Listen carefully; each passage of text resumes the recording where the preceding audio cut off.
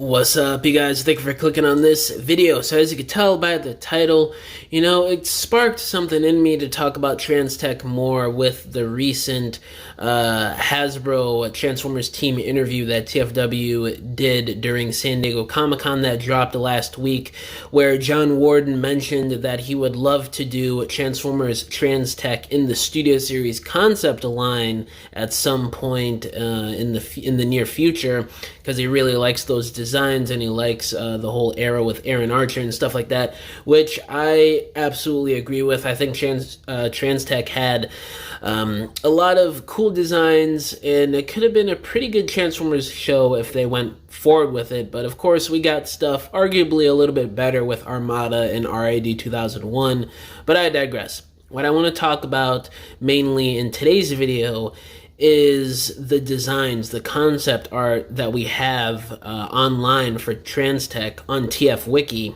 Now, I don't think this is all of the concept art that's available to us right now online. This is just the main meat and potatoes of it all, the main characters that we have, because I want to talk about these designs and how they would fit into modern day Generations figures within the Studio Series concept line. So without further ado, let's run down this list. So first up here, we got some Maximals that carried over from Beast Machines. First one here, we got Black Arachnia. This design is super alien, super mecha. Kind of reminds me of like Gundam and certain Japanese robot brands, which is basically all of these Transtech designs, which basically also carried over from Beast Machines. That same sort of aesthetic from Beast Machines is prevalent here in Transtech, cranked up like 1000% with some of these characters, and Black Arachnia is one of them here, because this is insane.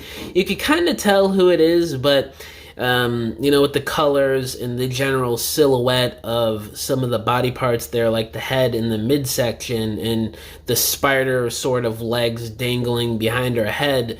But other than that, this is like a total redesign of the character. It really reminds me of a Bayformer protoform, really.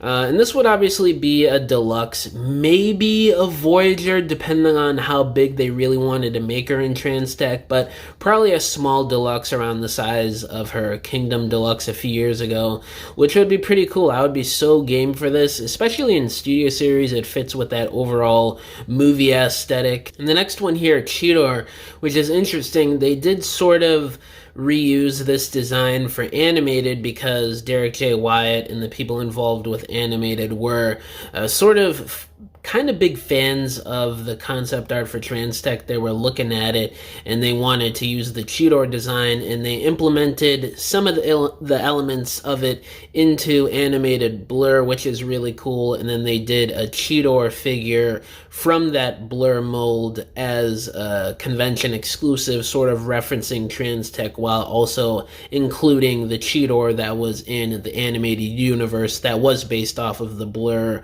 body frame, which is pretty cool history behind this design here. But as a figure, obviously this would be sort of a taller deluxe, probably a Voyager if we're basing off of his height that we last saw him in during Beast Machines. And I don't know how they would do it with the leg wheels, probably similar to Revenge of the Fallen RC triplets, probably have a stand in place there, or probably just mold feet at the bottom of the wheels, probably sort of like what they do with the Bayverse Sideswipe figures. Next up here we got Nightscream, who was an original character introduced during Beast Machines, who would have returned for the Transtech show. And this is some of the concept art that we have of Nightscream. Now, some of these aren't the final designs. I think some of them were the final designs, like Cheetor, Optimus, Megatron, and Starscream, because some of those did have figures that actually made it into production, kinda. But Nightscream here, again, very Bayverse-esque, a lot of moving parts and intricate details weaved into the design, which make it look really alien and super dynamic and sci-fi. similarly in line to what they were doing around the time with Beast Machines and what we would later know it as Bayformers, with this sort of robot aesthetic here, which is really cool. It makes you feel like this was like the groundwork for the live action designs kind of too, because just a couple years later they would start work on the live action film. So maybe the Transtech designs were laying around and whoever was working on the movie early on saw these and was like, you know, maybe we should start using these as a base. Who knows? We honestly don't know what really went on around that time, some of it. But this Night Scream here, I could see him as, I don't know, maybe a Voyager or kind of a bigger deluxe. A lot of these figures I really think should be Voyager class, just because of how intricate the designs are, just to get them right. But I don't know, maybe I could see Night Scream as a deluxe class figure because he's not really supposed to be that big of a character. Next up here, we got Silverbolt, which would have taken a massive departure from his Beast Wars design. And he looks cool. He kind of reminds me of Jetstorm a little bit. The colors are nice. I love all the different blues and purples and orange and red on him. Kind of reminds me of Dreadwing a little bit too, with the color scheme and him transforming into a jet. Again, very alien, super dynamic and intricate in design. I think this would probably have been a Voyager class, just basing off of how big Silverbolt is. Maybe, I don't know, maybe a leader class, depending on how Hasbro would want to do it. But, I don't know, I could see him getting achieved just fine at Voyager class. But yeah, I really do like this design. And next up here, Rat Trap. He was supposed to be in the show from what we know, but from what I could find online, I couldn't really find any concept art of him except for this head study, which I don't know where this came from. Probably from some Transtech stuff that leaked online a while ago. But basically, we just have this head study, which looks like Rat Trap, surprisingly. Not a massive departure like some of these other characters I've talked about and will talk about later on in the video. So you can definitely tell it's Rat Trap, so we can't really base anything off of just a head character study drawing that somebody did a quick sketch of it. I could see him probably being deluxe or core class. Definitely nothing bigger than a deluxe class. Very curious to see if there really are any full body concept art designs of Rat Trap laying around in Transtech, just waiting to be unveiled to the world on the internet. Maybe Aaron Archer has some laying around that he's going to discover one day and throw up on his Instagram or on that Toy Armada podcast. We honestly don't know. But it would be really cool to see how this Rat Trap actually looks. Next up here, Depth Charge was supposed to return for Transtech, and he really isn't that much of a departure from his Beast Wars design. You could kind of tell by looking at this, okay, this is Depth Charge. He looks like he's going to transform into some sort of Cybertronian submarine while also still carrying those Stingray characteristics in his robot mode, with those wings and the head sculpt and the lower legs, which is really cool. It gives him this aquatic sort of nature to his robot mode that really isn't apparent in his Cybertronian submarine vehicle mode, which is interesting, the contrast of both modes. The robot mode being a bit more aquatic in design, and then of course you get this sort of Cybertronian looking submarine. So this is really cool. This would make a really good leader class, or maybe even a commander class, basing it off of his Beast Wars scaling. But I don't know, maybe they were going to make him a bit smaller for Transtech, so probably just a leader class, or maybe just a Voyager class, judging by how Hasbro would probably treat something as obscure as Transtech here. But who knows?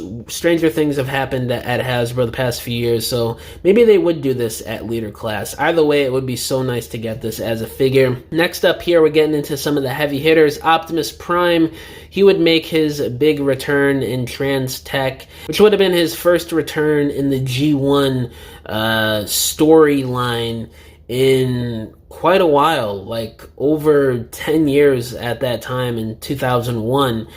So it's kind of got that gorilla sort of look to him, with the big arms and the long arms and the big shoulders, kind of.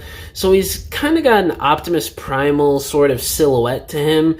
but obviously in Optimus Prime colors and more of a Optimus Prime look to him. He would have transformed into a Cybertronian truck, which is really cool. He's really got this armored, tough guy sort of feel and look to him, which is really dope. You've got those wheels on his hips, which are so cool. Classic Optimus. This would make a fantastic leader class figure. Give him a massive cannon and an Energon axe, and this figure would be an absolute hit at leader class. I could definitely see them doing Transtech Optimus or Megatron first from this subline here. That would be really cool. Next up here, we got Shockwave, which would have turned into this armored race car of some sorts. It kind of reminds me of Cybertron Megatron a little bit, which is really dope. And in robot mode, he would have had 2 arm cannons like mounted on both arms, which would have been so dope. I could really see this as a Voyager class or leader class. It's got some of those classic G1 tones to him with the head sculpt and the overall color scheme, with the added green, which is very Energon Shock Blast-esque, so maybe there was some inspiration there.